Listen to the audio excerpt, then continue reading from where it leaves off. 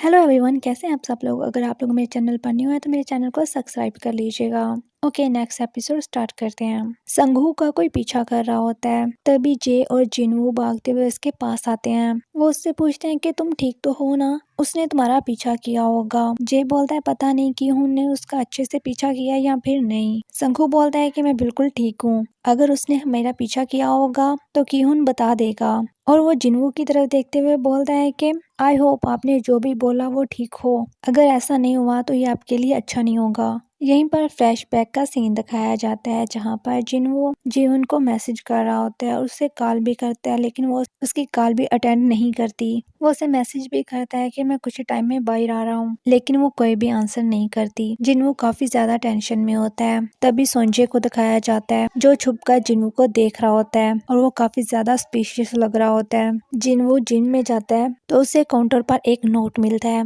जीवन ने लिखा होता है कि जब मैं काउंटर पे काम कर रही होती हूँ तो मुझे कुछ ठीक नहीं लग रहा। मुझे लग रहा है कि कोई मेरे मोबाइल और मेरी चीज़ों को चेक कर रहा है।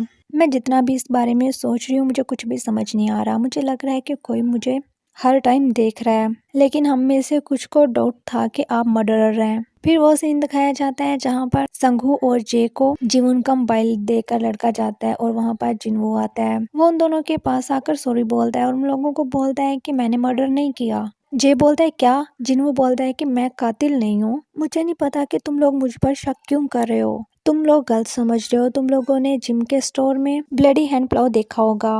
मुझे नहीं पता कि मैं इसको एक्सप्लेन कैसे करूं। जे बोलता है कि हमें प्रूफ चाहिए। क्या तुम्हारे पास खुद को ठीक साबित करने के लिए कोई प्रूफ है। जिन्हों बोलता है ठीक है। नेक्स्ट सीन में वो लोग जिम में होते हैं। जिन्हों उन लोगों को एक वीडियो दिखा जहाँ पर वो जिम में वर्कआउट कर रहा होता है। जिन्हों बोलता है कि ये उस दिन की फुटेज है। उस दिन वॉलंटियर वर्क के बाद मैं यहाँ पर आया था और मैंने 1 घंटे तक वर्कआउट किया था। तभी मुझे जंसुक का मैसेज मिला। उसने मुझे कुछ इम्पोर्टेंट बताना था, इसलिए वो मुझे फौरन मिलना चाहता था।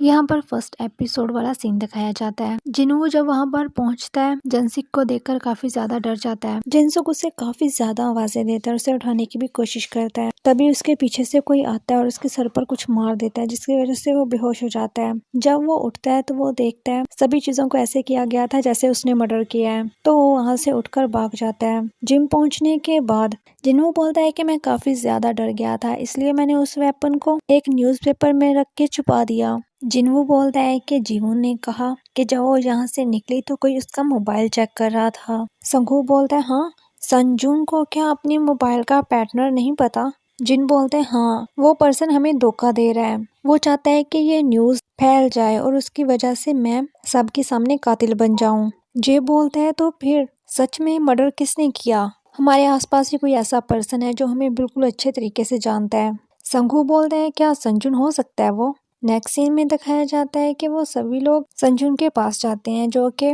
व्लॉगिंग कर रहा होता है। मोटू लड़का संजुन को बोलता है अब तुम्हारे यूट्यूब चैनल पर कमेंट्स कैसे हैं। जे बोलता है कि वो रूमर्स कब तक खत्म हो जाएंगे।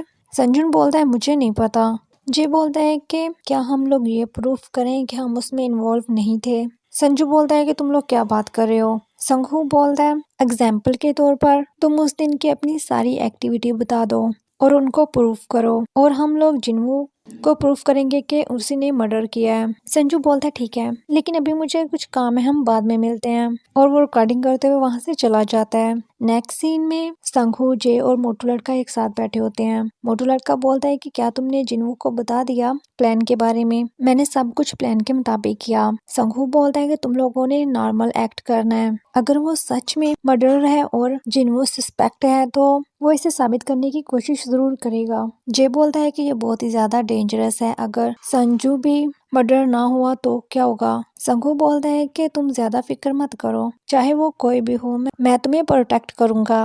मोटू लड़का संजू को देखते हुए बोलता है कि वो आ रहा है। संघू उन लोगों को बोलता है कि तुम लोग नॉर्मल एक्ट करना, ठीक है, उसे हम पर शक नहीं होना चाहिए। उसके बाद वो लोग बातें करते हैं और संघू पानी लेने के लिए चला जाता है और संजू भी बाथरूम का बोल के वहां से चला जाता है। जे मोटू लड़के को उसके पीछे जाने के लिए कहता है। फिर प्रेजेंट का सीन दिखाया जाता है जहाँ पर संजू और मोटू लड़का भागते हुए उन लोगों के पास आते हैं और बोलते हैं क्या तुमने उसे देखा। वो जिन्हों को देखते हुए बोलता है कि तुमने कल्प्रेट को नहीं देखा, अगर मैं वॉशरूम ना जाता तो मैं सब कुछ रिकॉर्ड कर लेता। मोटू लड़का पीछे से उनको ना का इशारा करता है। नेक्स्ट सीन में जिन्हों बोलता है कि ये सच नहीं हो सकता, इससे कोई फर्क नहीं पड़ता कि मैं उसके बारे में क्या सोचता हूँ, लेकिन ये संजू ही होना चाहिए, कहीं पर कुछ तो गलत है। संगू बोलता है कि वो मोटू लड़का उसका पीछा कर रहा है ना, देखते हैं कि क्या होता है। अगर ये तुम भी नहीं हो और संजुन भी नहीं है तो फिर हम में से कोई भी मर्डरर नहीं है, हम लोग उन पे नजर रखेंगे। जिन बोलता है कि तुम लोगों को लगता है कि जीवन ठीक होगी। संगू बोलता है ठीक है, सुबह हम अपने नेक्स्ट प्लान के बारे में सोचेंगे।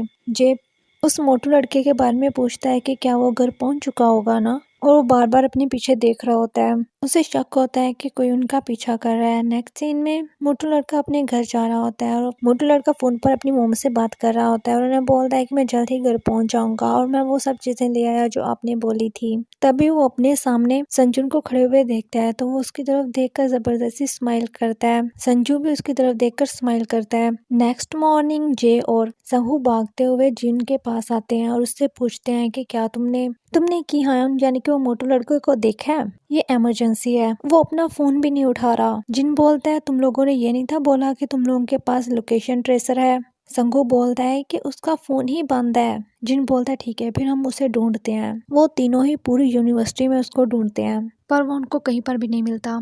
फिर वो तीनों ही जिम में आकर बैठ जाते हैं। वो लोग काफी ज्यादा थक चुके होते हैं। संखू बोलता है कि वो पूरे कैंपस में नहीं है और वो अपने घर पर भी नहीं है, तो वो कहाँ गया। तभी जय बोलता है कि उसकी लोकेशन, वो अपना मोबाइल दिखाता है और बोलता है कि उसकी लोकेशन शो हो रही है। जिन बोलता है ये तो वही जगह है जहाँ पर हमने अपना वॉलंटियर वर्क किया था। तभी जीवन को दिखाया जाता है जो कि बेहोश होती है। उठने के बाद वो अपने सामने किसी को देखती है और बोलती है कि हॉइन, उस मोटू लड़के का नाम लेती है। उसके बाद जिन, जे और संघू तीनों ही वहाँ पहुँच जाते हैं। काफी ज्यादा रात हो चुकी होती है। उनको वहाँ पर वो मोटू लड़का मिलता है तो वो उसको उठाते हैं। वो उसे उठाने के बाद पूछते हैं कि क्या तुम ठीक हो। वो उन लोगों को बोलता है कि जीवन अंदर है, मेरे सर में बहुत ज्यादा दर्द हो रहा है। जिन उन दोनों को अंदर जाने के लिए बोलता है और मैं यहाँ पर इसी के साथ रुकता हूँ। वो दोनों अंदर जाने लगते हैं तो जे डर रहा होता है। संगू बोलता है कि तुम मत डरो, कुछ नहीं होगा। उसके बाद उस मोटे लड़के को दिखाया जाता है जो कि काफी सस्पिशियस तरीके से जिनवू को देख रहा होता है। संगू और जे अंदर जाते हैं तो वो जीवन को देखते हैं। वो दोनों उसके पास जाते हैं और उससे पूछते हैं कि क्या तुम ठीक हो, पर उसके मुंह पे टेप लगी होती है। तभी वहाँ पर संजू आ जाता है और बोलता है इतनी देर इतनी तंग जगह पर बैठना अच्छा नहीं है।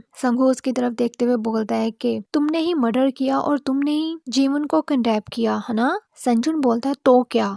संगू बोलता है कि तुम खुद से कुछ नहीं कर सकते।